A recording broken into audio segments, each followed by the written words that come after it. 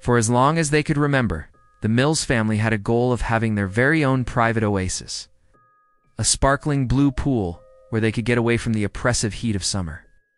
When they eventually moved into their new house, the first thing they did was construct a beautiful in-ground pool with a spotless, delicate liner. This was the first thing they wanted to do. Up until the point when their neighbor Sandra and her 3 children began peeping over the fence with expectant eyes, everything was functioning well. Throughout a particularly hot day, Sandra yelled out, "Excuse me?"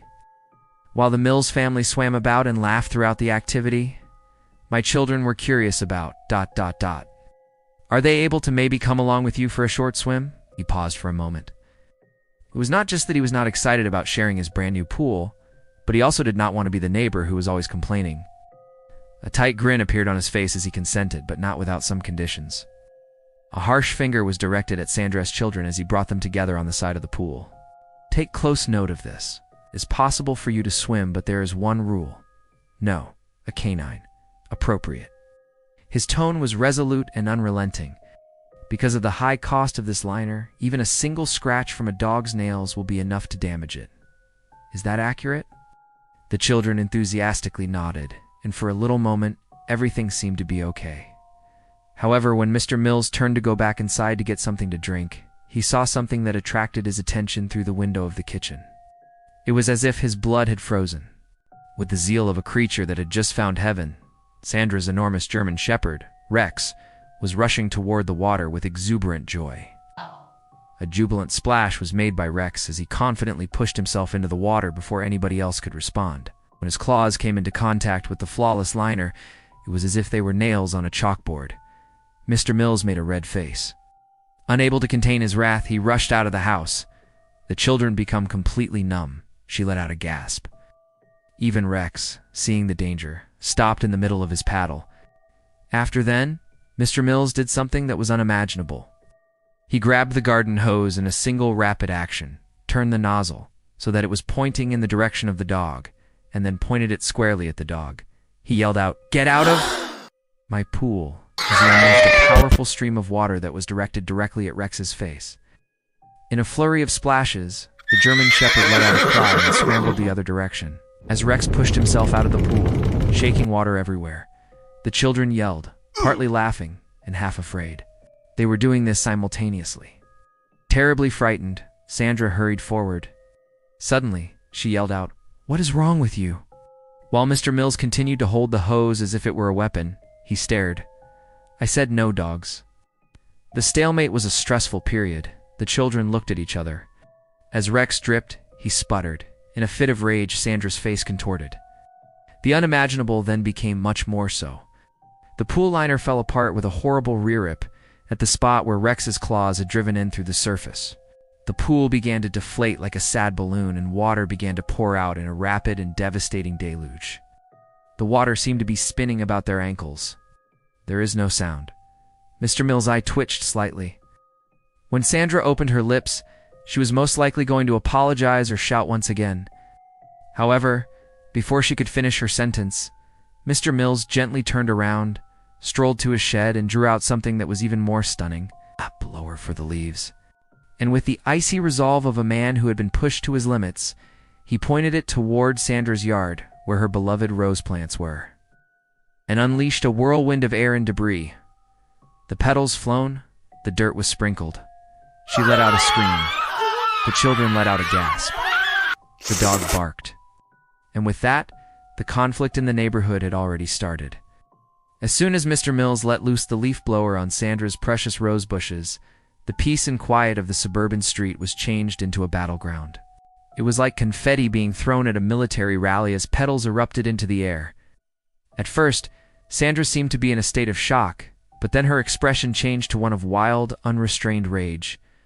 With a shout, she grabbed the closest weapon, which was a garden trowel, and hurled it at Mr. Mills. "That's it," she said. It was unsuccessful, and with a thud, it embedded itself permanently into his newly painted fence. When the children became aware of the growing threat, they dispersed. With his ears pushed back, Rex let out a deep snarl, still wet from the pool ejection he had just experienced. Without being discouraged, Mr. Mills cranked the leaf blower once again. this time with the intention of destroying Sandra's patio furniture, which had been neatly organized. Lawn chairs had fallen over. An ornamental gnome floated in the air. One of Sandra's eyes narrowed. Another weapon was in her possession. She ran inside her home and reappeared a few seconds later with all she had. It is an extreme soaker, certainly not some old water cannon. This was the XP-3000.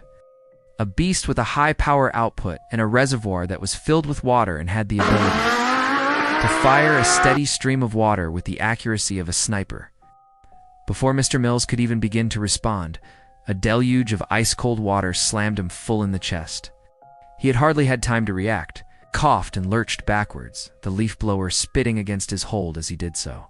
The leaf blower was thrown aside as he lunged for his own hidden cache, which was a customized pressure washer that he had been hoarding for stains that were particularly difficult to remove off the driveway. "You want a water fight?" he yelled. The conflict had resumed. At that moment, neighbors started looking out their windows. From the other side of the roadway, the Henderson twins reached for their phones and began filming. Despite the fact that he hadn't left his porch in years, Old Man Withers actually rose up to observe his neighbors. During the process of refilling her super soaker, Sandra evaded behind her SUV. A blazing stream of water was launched by Mr. Mills, who was now using the pressure washer as if it were a flamethrower. This water jet caused Sandra's mailbox to fall over. It was then that she shrieked, "My tax returns were in there." As soon as Rex realized what was happening, he ran at Mr. Mills and began barking frantically. Meanwhile, Mills was ready. He had made preparations for this. With a sly smile on his face, he went into his pocket and threw a handful of dog biscuits into Sandra's open car window through the window of her vehicle.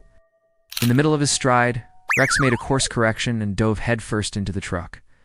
This caused the door to smash shut behind him. "I am ensnared," she let out a gasp. "You monster." At precisely the moment that Mr. Mills was going to release yet another compressed explosion, a fresh voice broke through the mayhem. "Enough." Nobody moved at all. It was Officer Grady, the only police officer in the area, who was standing there with his arms crossed. He was always fatigued at work. The taillights of his police vehicle were flashing as it was parked in a disorganized manner in the center of the roadway. What in the name of suburban insanity is going on here? There is no sound, soaking wet. Sandra pointed her finger at Mr. Mills. "He assaulted my dog." The response that Mr. Mills gave was, "She destroyed my pool." As he was still holding the pressure washer, with a sigh, Officer Grady rubbed his temples and groaned. "I'm not paid enough for this." Resulting outcomes at the end of the day, there were no charges filed. All that was done was issue a warning that was quite specific and a requirement that both parties act like adults. The flowers that Sandra had never really recovered from hoses became a source of anxiety for Rex. "Are you, Mr. Mills?" Sign that said "No trespassing." This means dogs was affixed to a fence that has a height of 12 feet. However, the conflict was not yet done, because Sandra was able to get her very own swimming pool the very following week. She did not just purchase a swimming pool. A larger one was given to her. Use a slide, also a board for diving. It's a dog's welcome policy, which is the most damaging of all the policies. While Mr. Mills stood at his window, he saw Sandra, her children, Rex, and what seemed to be half of the neighborhood splashing and laughing in the sparkling water. Ow! His eye jerked slightly. This was not in the end.